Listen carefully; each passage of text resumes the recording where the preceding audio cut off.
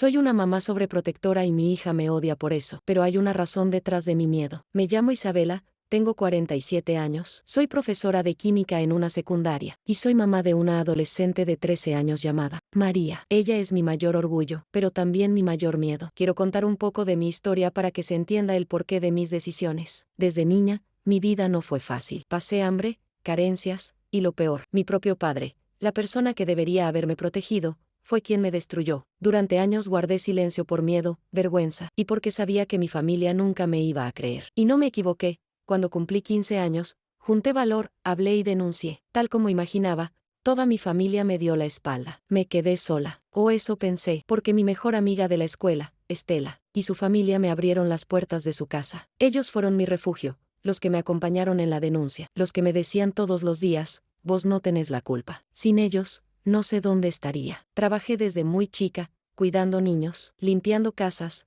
lo que fuera, hasta que logré pagar mis estudios. Me recibí de profesora, con orgullo, con lágrimas, porque cada materia aprobada era un triunfo contra mi pasado. Hice terapia muchos años. No fue fácil, pero aprendí a recomponerme, a dejar de sentirme rota. Y fue en ese camino, en la secundaria donde trabajaba, donde conocí a Raúl. Él era profesor de historia. Entre clases, reuniones de planificación y charlas de pasillo, algo empezó a crecer. Para mí fue un proceso difícil. Confiar en un hombre parecía imposible. Siempre tenía la duda, el miedo, la desconfianza. Pero Raúl fue paciente. Me demostró amor con hechos, no con palabras. Estuvo ahí, me sostuvo en mis momentos más oscuros. Respetó mis tiempos y me enseñó que no todos eran como aquel hombre que me había marcado la vida. A los 33 años me casé con él. No era un cuento de hadas, era mejor, era real. Y cuando nació nuestra hija María, sentí que la vida, al fin, me había dado algo limpio, algo bueno, algo que valía la pena cuidar más que a mí misma. Y aquí viene mi dilema actual. María ya tiene 13 años,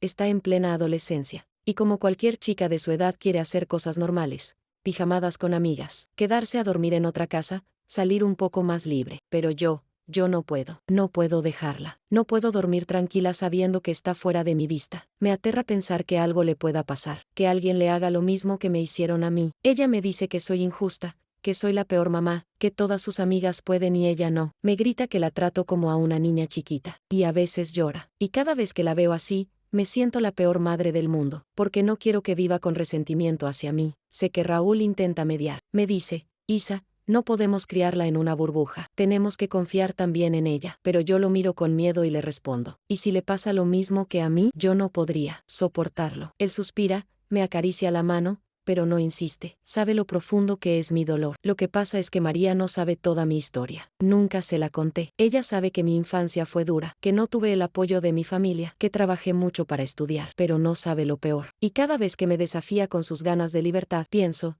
si supieras por qué lo hago. Estoy en ese punto en el que no sé qué es lo correcto. ¿La estoy cuidando o la estoy asfixiando? La miro dormir y me parece tan frágil, tan inocente, y me prometo a mí misma que nada ni nadie la va a tocar. Pero al día siguiente, cuando me reclama que quiere ir a la casa de una amiga a una pijamada, no puedo evitar decirle que no. Y entonces la distancia entre nosotras crece un poco más. Por miedo a perderla la sobreprotegí, y ahora estoy viendo cómo mi hija se me escapa de las manos. La relación con mi hija María cada vez se volvió más complicada. Yo quería cuidarla, protegerla de todo mal, pero ella empezó a rebelarse de una forma que jamás imaginé. Al principio eran discusiones constantes, que si no la dejaba ir a una pijamada, que si no podía quedarse hasta tarde en el cumpleaños de una amiga, que si no le dejaba tener celular propio. Ella me gritaba, todas mis amigas pueden, menos yo. Sos una exagerada, mamá. Yo aguantaba, me mordía el labio y me repetía que lo hacía por su bien. Pero hace unos meses la situación se descontroló. María empezó a escaparse de casa. Una noche me di cuenta que no estaba en su habitación. Sentí que me moría. Raúl y yo salimos a buscarla desesperados por el barrio, llamando a las casas de sus amigas,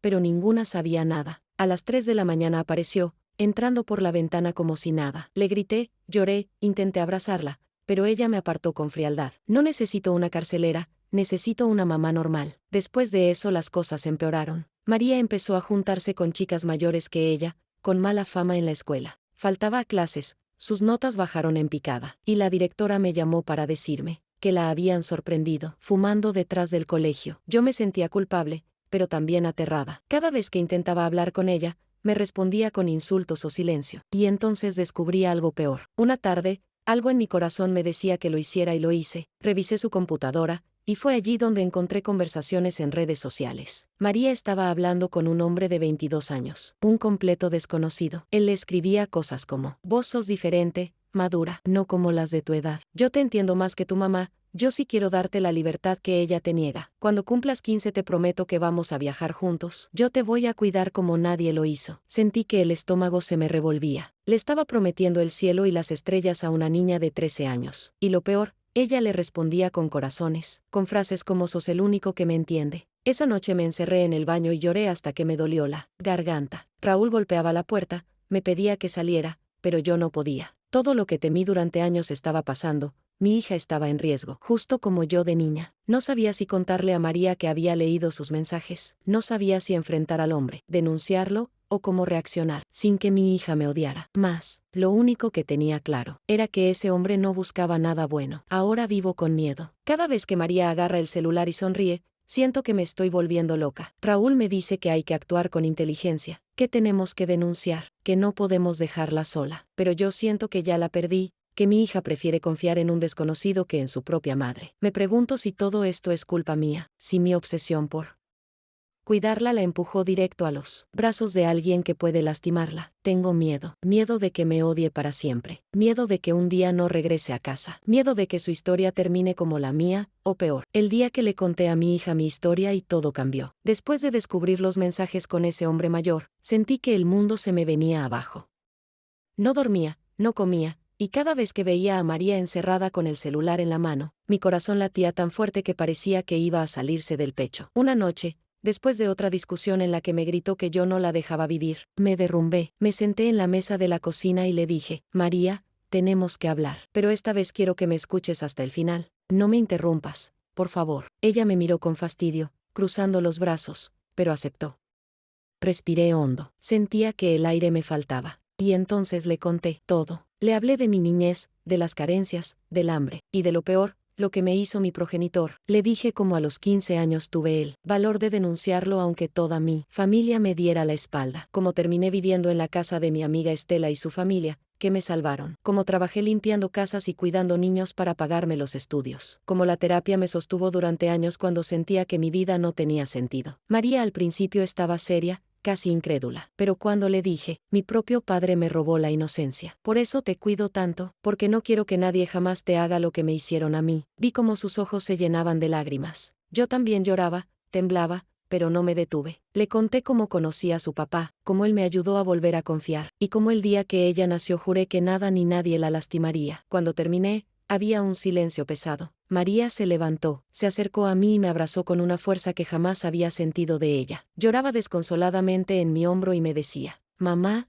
perdón, perdón por todo. Yo no sabía. Yo pensé que eras dura porque no confiabas en mí. Nunca imaginé que era por esto. Te prometo que no voy a hablar más con ese hombre. No voy a escaparme más. No quiero perderte. Yo la abracé tan fuerte que sentí que volvía a tener a mi pequeña entre los brazos. En ese momento entendí que había hecho lo correcto al abrir mi corazón, que mis silencios, mis secretos, estaban construyendo un muro entre nosotras. María misma bloqueó al hombre en mis narices. Me mostró el chat y me dijo: gracias por ser fuerte, mamá. Si vos pudiste salir adelante después de todo eso, yo también puedo ser fuerte como vos. Ese día lloramos juntas hasta la madrugada. Fue como una herida que, aunque siempre va a estar ahí, finalmente se empezó a cerrar un poco. Hoy todavía estamos trabajando en nuestra relación. Ella sigue siendo adolescente y sigue queriendo libertad, pero ahora habla más conmigo. Y yo también estoy aprendiendo a soltar, a confiar, a no dejar que mi pasado me controle. Si algo aprendí de todo esto es que el silencio nunca protege, solo aísla. Hablar duele,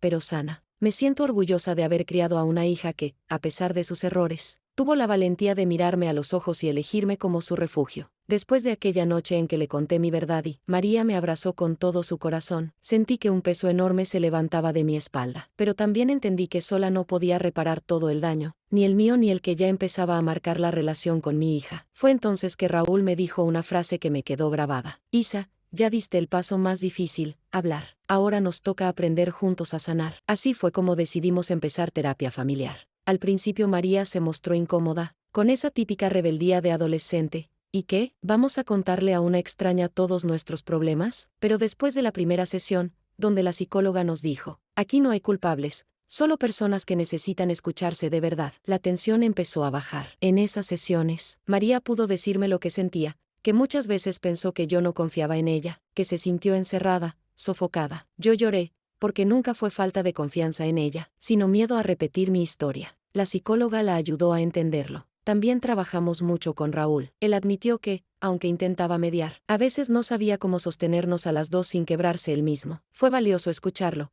porque siempre lo vi como el fuerte, y ahí entendí que también cargaba su propia angustia. Semana a semana, con ejercicios, charlas y hasta dinámicas donde teníamos que escribir cartas y leérnoslas, nos fuimos encontrando de nuevo como familia. Un día, en una de esas cartas, María me escribió: «Mamá, ahora entiendo que tu amor nunca fue una prisión, fue miedo disfrazado de cuidado. Y aunque me enojé, gracias por querer protegerme tanto. Yo también quiero protegerte a vos». La leí en voz alta y no pude contener las lágrimas. La psicóloga nos sonrió y dijo: «Este es el poder de hablar. El silencio separa, la palabra une». Hoy, meses después, seguimos yendo a terapia de vez en cuando. María recuperó sus notas, volvió a sus amigas de siempre, y aprendió a cuidarse en Internet. Yo, por mí, soltar poco a poco, a darle libertad con confianza. No somos una familia perfecta, pero somos una familia unida.